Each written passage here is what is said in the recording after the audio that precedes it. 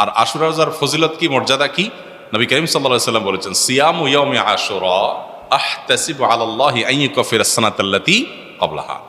আশুরার রোজা, এটার ব্যাপারে আল্লাহর প্রতি আমার ধারণা হলো, যদি কেউ এই রোজাটি রাখে, আল্লাহ সুবহানাহু ওয়া তাআলা তার পূর্বের এক বছরের ছোটখাটো গুনাহগুলো মাফ করে দিবেন। বান্দার হক বান্দার কাছ থেকে মাফ নিতে হবে, কবিরা গুনাহ তওবা করতে হবে, ছোটখাটো গুনাহগুলো এই আমলের মাধ্যমে আল্লাহ সুবহানাহু ওয়া তাআলা মাফ করে দিবেন। এছাড়া আশুরা রোজার আরেকটা বিশেষ ফজিলতের দিক হলো, রমজানের রোজা ফরজ হওয়ার আগে, এমনকি হিজরতেরও আগে নবী করিম সাল্লাল্লাহু আলাইহি সাল্লাম মক্কা যখন ছিলেন, কুরাইশরা আশুরার রোজা রাখত। বছরে একটা রোজাই ছিল রমজান রোজা ফরজ হওয়ার আগে, সেটা হলো এই আশুরা।